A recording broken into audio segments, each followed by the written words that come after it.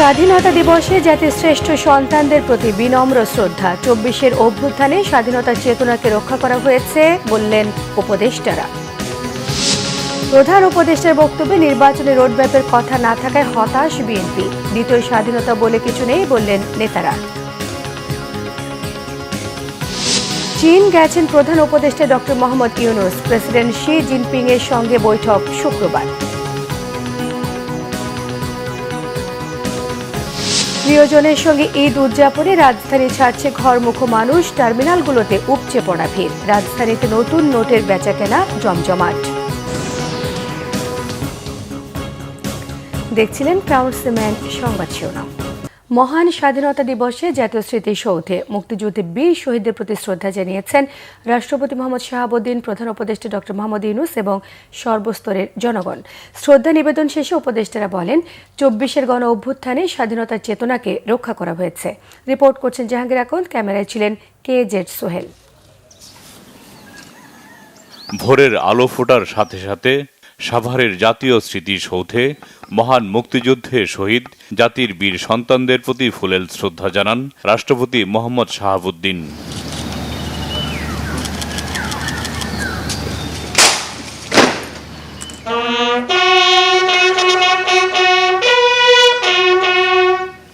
এরপর মহান মুক্তিযুদ্ধের বীর সেনানীদের প্রতি শ্রদ্ধা জানাতে জাতীয় স্মৃতিসৌধে আসেন প্রধান উপদেষ্টা অধ্যাপক ডক্টর মোহাম্মদ ইউনূস।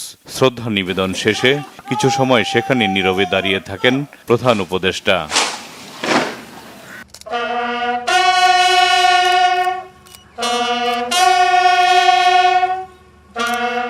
এ সময় তিন বাহিনীর প্রধান ও বিদেশি কূটনীতিকরা উপস্থিত ছিলেন। পরে জাতীয় স্মৃতিসৌধে রাখা পরিদর্শন বইতে স্বাক্ষর করেন প্রধান উপদেষ্টা ডক্টর মোহাম্মদ ইউনূস। প্রধান উপদেষ্টার পর উপদেষ্টা পরিষদের সদস্যরা এবং প্রধান বিচারপতির নেতৃত্বে বিচারপতিরা বীরশ্রেষ্ঠ পরিবার, যোদ্ধাহত মুক্তিযোদ্ধা ও বীর মুক্তিযোদ্ধারা জাতির সূর্য সন্তানদের প্রতি বিনম্র শ্রদ্ধা জানান। বিগত ১৬ বছরে ফ্যাসিবাদ এই স্বাধীনতার যে কনসেপ্ট সেটাকে নষ্ট করে দিয়ে গেছে। ৭১ অর্জিত স্বাধীনতাকে আমরা রক্ষা করার যেই কঠিন লড়াই, সেই লড়াইয়ের একটা অন্যতম ধাপ হচ্ছে ২৪। ব্যক্তি স্বার্থের ঊর্ধ্বে উঠে জাতীয় স্বার্থে রাজনৈতিক দলগুলোকে একসাথে কাজ করার আহ্বান জানান উপদেষ্টারা। প্রত্যাশা তো অবশ্যই করব যে জাতীয় স্বার্থে ব্যক্তি এবং দলীয় স্বার্থের ঊর্ধ্বে উঠে আমরা ঐক্যমত করব। এই যে জুলাই অগস্টে যে হত্যাকাণ্ডটা হলো, যে বর্বরতাটা হলো, এইটার একটা সুষ্ঠু বিচার। এখন আমাদের সীমিত সময়ে আমরা অবশ্যই চেষ্টা করব যে মানুষকে এই বিচারের কিছু কিছু রায় যদি মানুষের সামনে দিতে পারি, তাদের মধ্যে যেন ওই আস্থাটা আসে যে সত্যি এই বর্বরতার একটা বিচার হবে। এরপর বিভিন্ন রাজনৈতিক সামাজিক সংগঠন সহ সর্বস্তরের মানুষ জাতীয় স্মৃতিসৌধে ফুল দিয়ে স্মরণ করেন জাতির শ্রেষ্ঠ সন্তানদের। একটি বৈষম্যহীন গণতান্ত্রিক অসাম্প্রদায়িক বাংলাদেশ গড়তে মহান মুক্তিযুদ্ধে প্রাণ দিয়েছে জাতির বীর শ্রেষ্ঠ সন্তানেরা। কিন্তু ২০২৪ সালে এসেও বৈষম্যহীন বাংলাদেশ গড়তে অকাতরে প্রাণ দিয়েছে ছাত্র জনতা। আগামী দিনে মহান মুক্তিযুদ্ধের স্বপ্ন বাস্তবায়নে সবাই একযোগে কাজ করবেন, এমনটাই প্রত্যাশা সাধারণ মানুষের।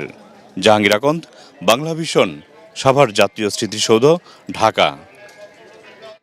স্বাধীনতা দিবসে জাতীয় স্মৃতিসৌধে ফুলেল শ্রদ্ধায় জাতির বীর সন্তানদের স্মরণ করেছে সর্বস্তরের জনগণ। ভোর থেকে ফুল হাতে স্মৃতিসৌধ প্রাঙ্গণে আসতে থাকে হাজারো জনতা। বিভিন্ন সংগঠন এবং স্কুল কলেজের শিক্ষার্থীরা হাতে ফুল, ব্যানার এবং ফেস্টুন নিয়ে স্মৃতিসৌধ প্রাঙ্গণে আসেন বীর সন্তানদের শ্রদ্ধা জানাতে। বেলা বাড়ার সঙ্গে সঙ্গে শ্রদ্ধার ফুলে ফুলে ভরে যায় শহীদ বেদি। একই সঙ্গে বিভিন্ন রাজনৈতিক দল, সামাজিক সংগঠন, নানা শ্রেণী পেশার মানুষ শ্রদ্ধা জানায়। শিশু কিশোর থেকে বয়োবৃদ্ধরাও জাতির সূর্য সন্তানদের প্রতি শ্রদ্ধা নিবেদন করেন। শ্রদ্ধা নিবেদন শেষে জাতীয় নাগরিক পার্টি NCPর আহ্বায়ক নাহিদ ইসলাম বলেন, ৭১ এবং ২৪ আলাদা কিছু নয়। ২৪-এর গণ অভ্যুত্থানের মাধ্যমে ৭১-এর চেতনা পুনরুজ্জীবিত হয়েছে বলেও মনে করেন নাহিদ ইসলাম। বিএনপি মহাসচিব মির্জা ফখরুল ইসলাম আলমগীর বলেছেন, প্রধান উপদেষ্টার বক্তব্যে হতাশ বিএনপি, কারণ জাতির উদ্দেশ্যে দেওয়া ভাষণে তিনি নির্বাচনের রোডম্যাপ নিয়ে কোনো কথাই বলেননি। এদিকে দলের স্থায়ী কমিটির সদস্য মির্জা আব্বাস বলেছেন, দ্বিতীয় স্বাধীনতা বলে কিছু নেই। যারা দ্বিতীয় স্বাধীনতার কথা বলে তারা স্বাধীনতা দিবসকে খাটো করে দেখাতে চায়। রিপোর্ট করছেন সিকান্দার রেমান। মহান স্বাধীনতা ও জাতীয় দিবস উপলক্ষে সাভারের জাতীয় স্মৃতিসৌধে শ্রদ্ধা নিবেদন করেন বিএনপির নেতাকর্মী সমর্থকরা। শ্রদ্ধা নিবেদন শেষে দলের স্থায়ী কমিটির সদস্য মির্জা আব্বাস অভিযোগ করেন, দ্বিতীয় মুক্তিযুদ্ধের কথা যারা বলছেন মুক্তিযুদ্ধে তাদের কোনো ভূমিকা ছিল না। দলগতভাবে মতভেদ থাকলেও দেশের প্রয়োজনে ঐক্য ধরে রাখার আহ্বান জানান তিনি। স্বৈরাচারকে তাড়িয়ে নতুন একটা আস্বাদ পেয়েছি। অনেকে বলে দ্বিতীয় স্বাধীনতা, আসলে আজকে স্বাধীনতা দিবস প্রমাণ করবে দ্বিতীয় স্বাধীনতা বলে বাংলাদেশে কিছু নাই। যারা বলে তারা আজকে স্বাধীনতা দিবসকে একটু খাটো করতে চায়, অর্থাৎ ৭১-এর স্বাধীনতা তাদের কোনো ভূমিকা ছিল না। এখন দলীয় আদর্শের ভিত্তিতে হয়তো আমরা আলাদা আলাদা কথা বলতেছি, বিভিন্ন রকম কথা বলতেছি, হতে পারে, কিন্তু যখন প্রয়োজন আসবে তখন কিন্তু বাংলাদেশী জনগণ এক হয়ে যাবে স্বাধীনতা সার্বভৌমত্বের সাথে। এদিকে মহান স্বাধীনতা দিবস উপলক্ষে শহীদ রাষ্ট্রপতি জিয়াউর রহমানের মাজারে শ্রদ্ধা জানান বিএনপি নেতা কর্মীরা। স্বাধীনতা দিবসের ভাষণে প্রধান উপদেষ্টা শহীদ রাষ্ট্রপতি জিয়াউর রহমানের নাম উল্লেখ না করা এবং নির্বাচনের রোডম্যাপের বিষয়ে কথা না থাকায় হতাশা জানান মির্জা ফখরুল ইসলাম আলমগীর। আমি অত্যন্ত হতাশ হয়েছি যে গতকাল প্রধান উপদেষ্টা যে বক্তব্য রেখেছেন সেই বক্তব্যে তিনি সেই রোড ম্যাপের কথা বলেন। আমরা হতাশ হয়েছি যে তার বক্তব্যের মধ্যে তিনি স্বাধীনতার ঘোষক শহীদ প্রেসিডেন্ট জিয়াউর রহমান বীর মুক্তিযোদ্ধা বীর উত্তমের নাম একবার উচ্চারণ করেন, অথচ এটাই ছিল ইতিহাস। আমরা আবারও চাই না আওয়ামী লীগ যে ইতিহাস বিকৃত করেছে এখন আবার সেই ইতিহাস বিকৃত হোক।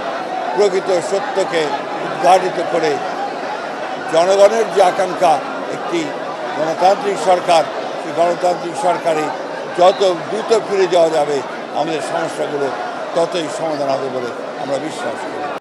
মির্জা ফখরুল জানান, বিএনপি ক্ষমতায় যাওয়ার জন্য নির্বাচনের কথা বলছে না। দ্রুত নির্বাচন না হলে দেশে বিভিন্ন সংকট দেখা দেবে বলেও আশঙ্কা প্রকাশ করেন তিনি। সিকান্দার রেমান, বাংলা ভিশন, ঢাকা।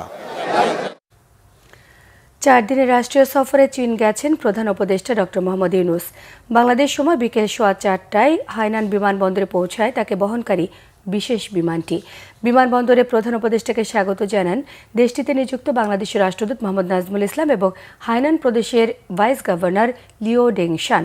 বৃহস্পতিবার দেশটির হাইনান প্রদেশে বোয়াও ফোরাম ফর এশিয়া সম্মেলনে যোগ দেবেন। পাশাপাশি চীনের স্টেট কাউন্সিলের এক্সিকিউটিভ ভাইস প্রিমিয়ার দিং ঝুজিয়াংয়ের সঙ্গে বৈঠকের পাশাপাশি চীনা বিনিয়োগকারী বিভিন্ন প্রতিষ্ঠান এবং কোম্পানির সিইওদের সঙ্গে বৈঠকে যোগ দেবেন। শুক্রবার বেইজিংয়ের গ্রেট হল অব দ্য পিপলে দেশটির প্রেসিডেন্ট শি জিনপিংয়ের সঙ্গে দ্বিপক্ষীয় বৈঠক করবেন ডক্টর মোহাম্মদ ইউনূস। সফরে 6টিরও বেশি সমঝোতা স্মারক সই হতে পারে। 29 মার্চ পিকিং বিশ্ববিদ্যালয়ে শিক্ষার্থীদের উদ্দেশ্যে ভাষণ দেবেন। পাশাপাশি বিশ্ববিদ্যালয়ের দেশ সম্মানসূচক ডক্টরেট ডিগ্রি গ্রহণ করবেন তিনি। এর আগে দুপুর 1টায় চীনের উদ্দেশ্যে হজরত শাহজালাল আন্তর্জাতিক বিমানবন্দর ছাড়ে চীনের পাঠানো বিশেষ বিমানটি। শুরু হয়েছে নগরবাসীর ঈদ যাত্রা। বুধবার সকাল থেকেই বাস ট্রেনে ছিল উপচে পড়া ভিড়। তবে বরাবরের মতো এবার আছে বাড়তি ভাড়া আদায়ের অভিযোগও। এদিকে টিকিট জালিয়াতির সঙ্গে রেলের কেউ জড়িত থাকলে কঠোর ব্যবস্থা নেওয়ার হুঁশিয়ারি দিয়েছেন রেল উপদেষ্টা। বিস্তারিত জানাচ্ছেন ফজলে রাব্বি। পরিবার পরিজনের সঙ্গে ঈদ উদযাপন করতে রাজধানী ছাড়ছেন নগরবাসী। সকাল থেকেই তাই রেল ও সড়ক পথে যাত্রীদের বাড়তি চাপ। স্বাধীনতা দিবসের ছুটির সাথে বাড়তি একদিনের ছুটি যোগ করেছে অনেকে। সব মিলিয়ে লম্বা ছুটিতে তাই একদিন আগেই প্রিয়জনের কাছে যাত্রা। কেউ কেউ টিকিট না পেয়েই একদিন আগেই রওনা হয়েছেন গন্তব্যে। ভোর থেকেই রাজধানীর বাস টার্মিনালগুলোতে যাত্রীদের চাপ কিছুটা বাড়লেও অন্যান্য বছরের তুলনায় তা কম। অনেকটা ভোগান্তি ছাড়াই বাড়ি যেতে পারছেন সবাই। একই চিত্র কমলাপুর রেল স্টেশনে। ভোগান্তি ছাড়াই বাড়ি ফিরতে পারায় খুশি যাত্রীরা। অন্যান্য দিনের তুলনায় আজকে সহজে টিকিট পাওয়া যাচ্ছে আর কি। সামনে আরো ভিড় আরো বাড়বে, এই কারণে আগের থেকে বাড়ি যাওয়ার চিন্তা ভাবনা করতেছি। আমার অনেক আনন্দ লাগতেছে, আমি দাদু বাড়ি যাব। অন্য অন্য বছরের তুলনায় আমার মনে হয় যে এবার এই যাত্রাটা আরো ভালো হবে। জাস্ট টাইমে ছাড়ার কথা ছিল, মনে হয় ছাড়বে না। আগে হলো 390 টাকা নিত, এখন 600 টাকা নিচ্ছে আর কি। রাজবাড়ি যাবো আর কি। একটা আলাদা রকম অনুভূতি, ফ্যামিলির সাথে 4-5টা যদি রমজান পাই সেগুলো পালন করতে পারবো। এদিকে বুধবার সকালে কমলাপুর রেল স্টেশন পরিদর্শন ও যাত্রীদের সাথে কুশল বিনিময় করেন রেল উপদেষ্টা। পরে গণমাধ্যমকে তিনি বলেন, দুর্নীতি ও অপচয় রোধে কাজ চলছে। টিকিট পাচ্ছেন না, এটার মূল কারণ হচ্ছে এটা যে আমাদের ট্রেনের সংখ্যা কম, আসন সংখ্যা কম, সেই জন্য তো আমরা এইটা বাড়ানোর চেষ্টা করছি। এটা কিন্তু এভাবে শুধুমাত্র যে অনলাইনের সমস্যা না, অনলাইনের সমস্যা অনেকাংশেই আমরা সমাধান করছি, কিন্তু এই যে যেটা বললাম এখন যে সমস্যাটা হচ্ছে সেই সমস্যাটা হচ্ছে যে এই যে একটা হঠাৎ করে যে একটা চাহিদা বেড়ে গেল, 4-5-6 গুণ বেড়ে গেল, তো সেইটাকে মিট করার জন্য আমাদের নাই, কোচ নাই, আমাদের লোকোমোটিভ নাই। তো এগুলো আমরা সংগ্রহ করলে তখন আপনি দেখবেন যে ধীরে ধীরে এই পরিস্থিতিটা সংশোধন হয়ে আসবে। বৃহস্পতিবার থেকে ঈদযাত্রায় সারা দেশে যুক্ত হচ্ছে 5টি স্পেশাল ট্রেন।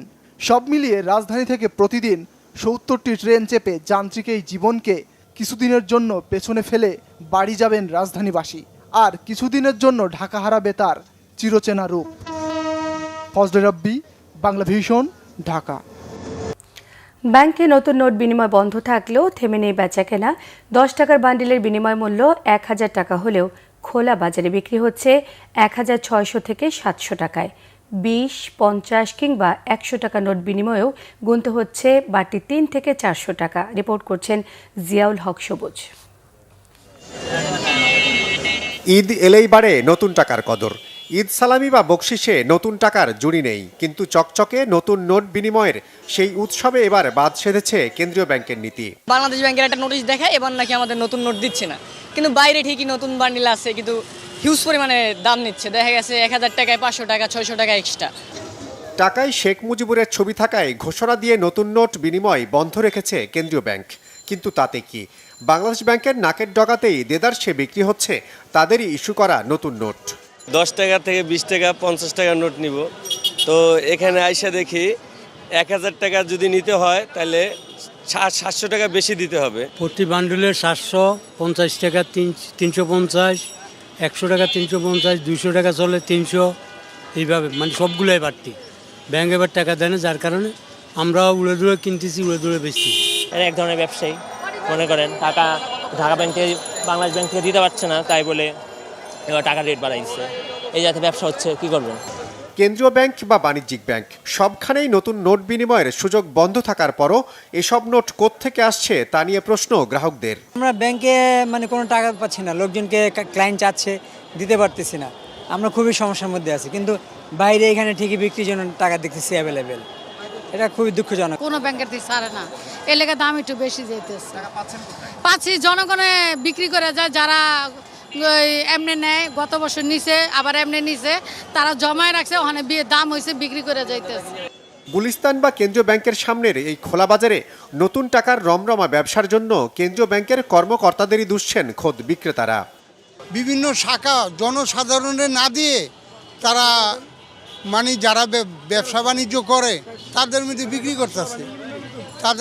করতেছে, এবং বাংলাদেশ ব্যাংকের কিছু কর্মকর্তা কর্মচারী কিছু অংশের এর লগে ইনভলভ আছে, জড়িত এর সাথে, এবং বিভিন্ন শাখার যারা বড় বড় অফিসার তারাও জড়িত এর লগে, একটা সিন্ডিকেট সিস্টেম করতেছে। ব্যাংক বা আর্থিক প্রতিষ্ঠানের বাইরে নতুন নোট বিনিময়ের এই রীতিবন্ধে বিকল্প ব্যবস্থা চালুর দাবি গ্রাহকদের।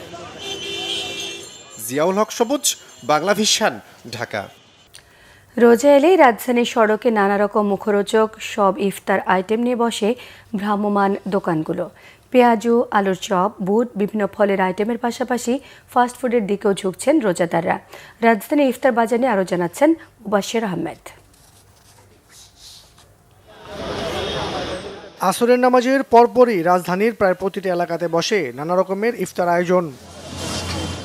হোটেল রেস্তোরাঁগুলোর পাশাপাশি পেঁয়াজু, বেগুনি, ছোলা, নিমকির মতো মুখরোচক সব খাবার সাজিয়ে বসে সড়কের পাশের ভ্রাম্যমাণ দোকানগুলো। রোজা রেখে পরিবারের ঈদ কেনাকাটায় এসে অনেকেরই সন্ধ্যা হয়ে যায়। বাইরের খাবারই তখন একমাত্র ভরসা। অনেকে একটু ভিন্ন স্বাদের আশায়, আবার কেউ অফিস শেষে ইফতার কিনতে আসেন। অনেকে আবার ইফতার আয়োজনে ছোলা পেঁয়াজুর পাশাপাশি ফাস্টফুডে স্বাদ বদলাতে চান।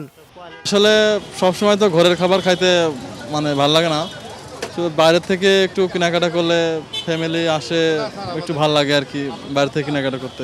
বাইরে ঘুরতে আসছিলাম, ইফতারি করাটা বাসায় না করে বাইরে ইফতারি করি সবাই মিলে। বাইরে আজকে এসেছিলাম বসুন্ধরা শপিং মলে, ওখান থেকে যাওয়ার পথে এখন বাসায় গিয়ে তো আর ইফতারি রেডি করার টাইম হবে না, এই জন্য নিয়ে যাচ্ছি। ছোলা নিলাম, বেগুনি, আলুর চপ, পেঁয়াজও নিলাম। ঢাকার গ্রিন রোড পান্থপথ এলাকায় ভ্রাম্যমাণ দোকান বসিয়ে সব শ্রেণী পেশার মানুষের জন্য ইফতারের সুব্যবস্থা করেছেন অনেক ক্ষুদ্র ব্যবসায়ী। অনেকে আবার পুরনো ব্যবসার সাময়িক বিরতি দিয়ে ইফতারের ব্যবসা করছেন। আমি পান সিগারেট বেচতাম, ঠিক আছে, রমজান মাস দিনের বেলা পান সিগারেট চলে না, ঠিক আছে, আমি নিজেও রোজা রাখি, জিনিসটা আমি নিজেও বুঝি। রমজান মাসে পান সিগারেট বেচা মানুষ তুমি বলবো, এই জন্য মনে করি এটা ধনিয়া পাতা, পুদিনা পাতা, কাঁচামরিচ হলে 1-200 টাকা যাই পাই, আলহামদুলিল্লাহ। পেঁয়াজও, আলুর চপ, বেগুনি, ছোলা, ঘুমনি, বরিন্দা এবং মরিং, অল্প অল্প কিছু চাই, এরকম 2 পিস 3 পিস করে সব আইটেম এরকম করে প্যাকেজ নেয় আর কি কিছু লোকে। ইফতারির সময় আর কি ডিম চপ আছে, চিকেন চাউমিন আছে, চিকেন সিঙ্গারা আছে। আমাদের সিঙ্গারাটা চমচাটা ফেমাস এখানে। আমাদের এই দুইটাতে চিকেন ইউজ করা হয় পরিমাণ মতন, আবার আপনার নাগাটাও আছে। আপনার সমোসা 20 টাকা, চিকেন রোল 60 টাকা, চিকেন সিঙ্গারা হলো 20 টাকা, চিকেন চাউমিন 100 টাকা, আর আপনার ডিম চপ হলো 20 টাকা। মিট বক্স আছে 100 টাকা, 100 টাকা একটা আছে, 160 টাকা একটা আছে। আমরা এখন মার্কেট প্রাইস থেকে ধরেন যে কোনো জায়গায় আপনি চিকেন সিঙ্গারা চাবেন, সেখানে আপনার 50 টাকা রেট থাকবে, আমরা সেটা 20 টাকা নিয়ে আসতেছি সুলভ মূল্যে। রোজাদারদের কাছে স্বল্প মূল্যে বিভিন্ন ফলের আইটেমও তুলে দিচ্ছেন অনেক ব্যবসায়ী। এটা বিক্রি করার মূল উদ্দেশ্য হচ্ছে সবাই তো আর বেশি দাম দিয়ে কিনে খেতে পারে না, 20 টাকা প্যাকেট করি যাতে সবাই কিনে খেতে পারে। একটা রিস্কাওয়ালা চালে একটা নিতে পারবে বা একটা হকার চালে একটা নিতে পারবে। এখানে আমি বিক্রি করি হচ্ছে আপনার পেয়ারা, পেঁপে, আনারস, তরমুজ। Mobashwer Ahmed, Bangla vision, Dhaka.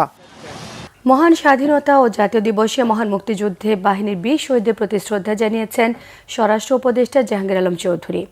Rajarbagh police লাইন্সে police স্মৃতিসৌধে ফুল দিয়ে শ্রদ্ধা জানান তিনি। এই সময় পুলিশের একটি সুসজ্জিত দল গার্ড অফ অনার প্রদান করেন।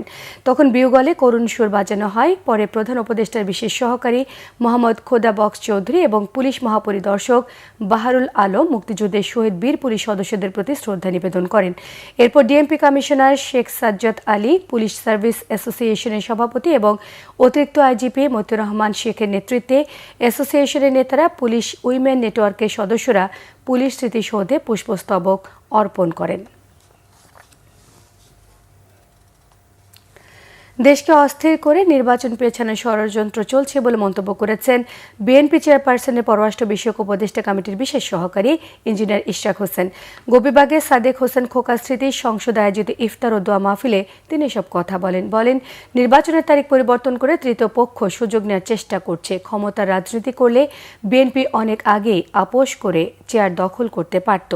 বিএনপি নামে ক্ষমতা দখলের অপবাদ দিয়ে ঐক্য নষ্ট করার চেষ্টা চলছে বলেও তিনি মন্তব্য করেন। 5 অগাস্টের আগেও বাংলাদেশ ছিল, যারা দ্বিতীয় স্বাধীনতার কথা বলছেন তারা মুক্তিযুদ্ধকে বিতর্কিত করার অপচেষ্টা চালাচ্ছেন। বিএনপি নেতা কর্মীদের ওপর আওয়ামী লীগের নির্যাতন সবাই দেখেছে। শেখ হাসিনার বিচার সবার আগে বিএনপির প্রত্যাশা বলেও মন্তব্য করেছেন ইঞ্জিনিয়ার ইশরাক হোসেন। বাংলাদেশ 1971 সালেই স্বাধীন হয়েছিল এবং মহান মুক্তিযুদ্ধের মাধ্যমে হয়েছিল।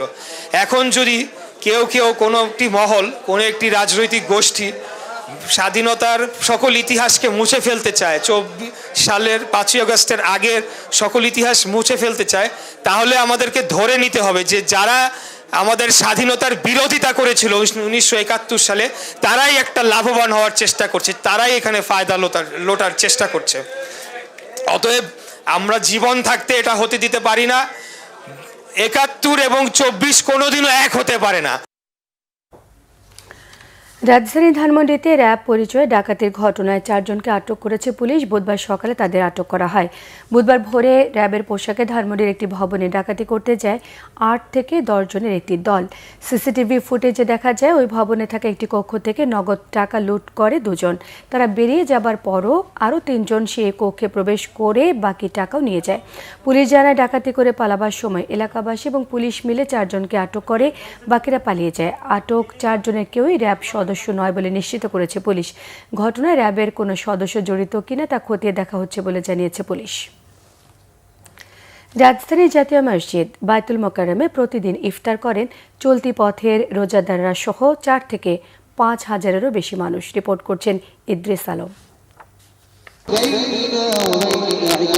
ইফতারের বাকি আর মাত্র 5 মিনিট। মসজিদ জুড়ে ভেসে আসছে পবিত্র কোরআনের ধ্বনি। কেউ লাইনে বসে, কেউ বা গোল হয়ে বসে। মাঝে রয়েছে ইফতারের পসরা সাজানো। তবে এই আয়োজন শুরু হয় আসরের নামাজের পর থেকে। এখানে আসলে ইফতার করতে আসি আমি আমার জীবনের নতুন একটা অভিজ্ঞতা হলো। কোনো কিছু করা, কারোর জন্য কিছু করা আমার কাছে মনে হয় যেন হয়তো কঠিন কাজ, কিন্তু এখানে আসি যা দেখলাম হাজার হাজার মানুষের ইফতার আয়োজন হইতেছে অত্যন্ত আনন্দ উৎসবের সাথে। আমার কাছে বিষয়টা অনেক ভালো লাগতেছে এবং রোজদারি এবং এখানে একসাথে ইফতার করতে পারি আমার কাছে অনেক আনন্দিত। মাগরিবের আজানের ঠিক আগ মুহূর্তে জাতীয় মসজিদ বাইতুল মোকাররমের 1 নম্বর গেট দিয়ে মসজিদ অঙ্গনে প্রবেশ করতে দেখা যায় মানুষের ঢল। সবার উদ্দেশ্য সারতে হবে ইফতার। রাজধানীর বিভিন্ন এলাকায় বসবাস করা চলতি পথের মানুষের জন্য বড় একটি ইফতারের অংশ বসে এখানে। আলহামদুলিল্লাহ, খুবই ভালো। এত মানুষ, সবাই অপরিচিত, কিন্তু সবাই একসাথে যে আমরা ইফতারের জন্য অপেক্ষা করতেছি, আল্লাহর তরফ থেকে এই ধৈর্যটুকু যে সবার মধ্যে আছে, এটা দেখে খুবই ভালো লাগতেছে। নামাজ পড়ছিলাম তো আসরের, এরপরে আর বেরোই নাই, টাইম হয়ে যাবে, দূরে বাসা, যার কারণে এখানে বসে ইফতার করতে আসছি। অন্যদিকে সবার প্রচেষ্টায় পবিত্র মাহে রমজান উপলক্ষে মাসব্যাপী এই আয়োজনে বিনাশ্রমে কাজ করেন শত মানুষ। তাতেও তৃপ্তি ভরে রোজাদারদের ইফতারি করাতে পেরে আনন্দিত মসজিদ কর্তৃপক্ষ। সবাই চলতি পথের মানুষ, এটা যারা ইফতার করতে সবাই বাসায় যাচ্ছে, নাহলে কেউ কোনো কাজে আসছে, তারা ইফতার করতেছে এখানে।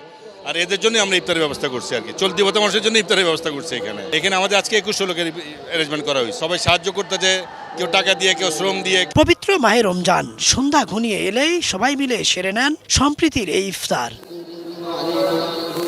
ইদ্রিস আলম, বাংলা ভিশন, ঢাকা। ঈদকে ঘিরে পাইকারি এবং খুচরা ক্রেতাদের ভিড়ে মুখর হয়ে উঠেছে দেশের অন্যতম পাইকারি কাপড়ের বাজার নরসিংদীর শেখেরচর বাবুরহাট।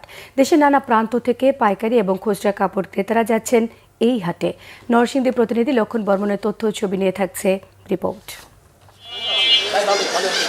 ঈদকে সামনে রেখে ব্যস্ত সময় পার করছেন দেশের অন্যতম বৃহৎ পাইকারি কাপড়ের বাজার নরসিংদীর শেখেরচর বাবুরহাটের ব্যবসায়ীরা।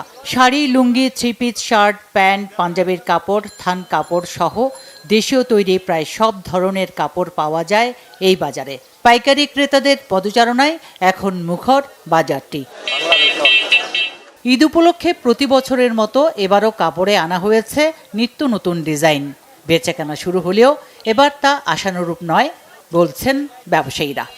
প্রতি বছর অনেক হাজার হাজার থান মাল জাকাতের বিক্রি করতাম, লক্ষ লক্ষ কোটি কোটি টাকা। এই বছর এই পর্যন্ত জাকাতের জন্য একজনও আসেনি। এবার তুলনামূলক বেচাকেনা একটু কম, অন্যান্য বছর তুলনায় একটু কম। পাকিস্তানি জয়পুরি আছে, ইন্ডিয়ান জয়পুরি আছে, তারপরে আপনার প্যাটেল আছে, জমজম আছে, তারপরে আপনার এই কারচুপি আছে।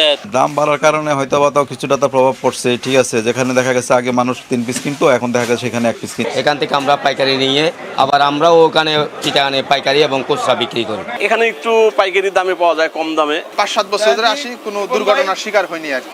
ব্যবসায়ীদের নিরাপত্তায় বাজারে সিসি ক্যামেরা স্থাপন সহ হাটে জোরদার করা হয়েছে নিরাপত্তা।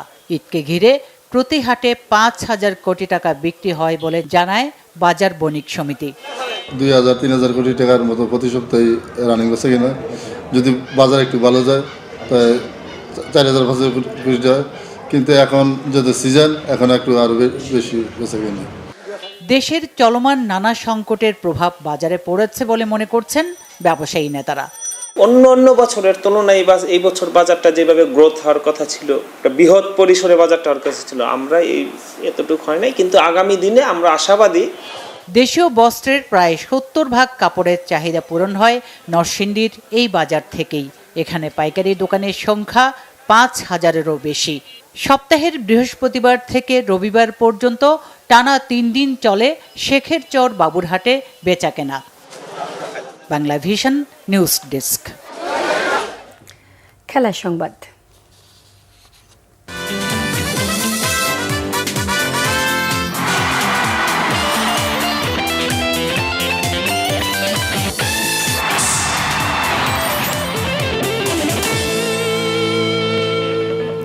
ফুটবল।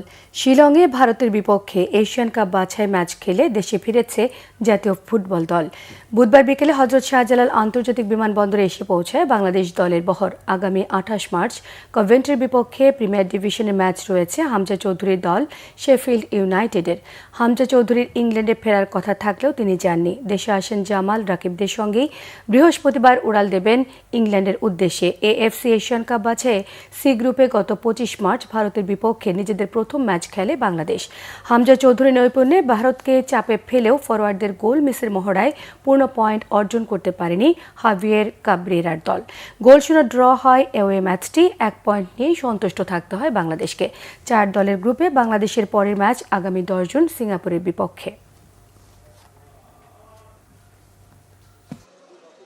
প্রতিকূলতার মধ্যে খেলেও বাংলাদেশ একটা যে আমরা এখন 1 পয়েন্ট নিয়ে আসতে পারছি, 3 পয়েন্ট নিয়ে আসতে পারলে ভালো হতো। এখন যেহেতু অন্যান্য গ্রুপের অন্য যেই খেলাটা সেটাও ড্র হয়েছে, আমি মনে করি যে এটা আমাদের জন্য এখনো স্কোপ আছে আমাদেরকে কোয়ালিফাই করা। সংবাদ শেষ করব ক্রাউন সিমেন্ট শিরোনামগুলো আরও একবার জানিয়ে দিয়ে। স্বাধীনতা দিবসে জাতির শ্রেষ্ঠ সন্তানদের প্রতি বিনম্র শ্রদ্ধা। 24-এর অভ্যুত্থানে স্বাধীনতার চেতনাকে রক্ষা করা হয়েছে বললেন উপদেষ্টারা। প্রধান উপদেষ্টার বক্তব্যে নির্বাচনে রোডম্যাপের কথা না থাকায় হতাশ বিএনপি। দ্বিতীয় স্বাধীনতা বলে কিছু নেই বললেন নেতারা। চীন গেছেন প্রধান উপদেষ্টা doctor Mohammad Yunus. President Xi Jinping এর সঙ্গে বৈঠক শুক্রবার। প্রিয়জনের সঙ্গে ঈদ উদযাপনে রাজধানী ছাড়ছে ঘরমুখো মানুষ। টার্মিনালগুলোতে উপচে পড়া ভিড়। রাজধানীতে নতুন নোটের বেচাকেনা জমজমাট। এই ছিল এখনকার মতো। পরের সংবাদ সকাল 7:30টায় দেখার আমন্ত্রণ রইল। এছাড়া বাংলা ভিশন সংবাদ ও সংবাদ সংশ্লিষ্ট অনুষ্ঠান দেখতে ভিজিট করুন www.bbnews24.com, facebook.com/banglavishnnews, সাবস্ক্রাইব করুন youtube.com/banglavishnnews। সঙ্গে থাকায় সবাইকে ধন্যবাদ।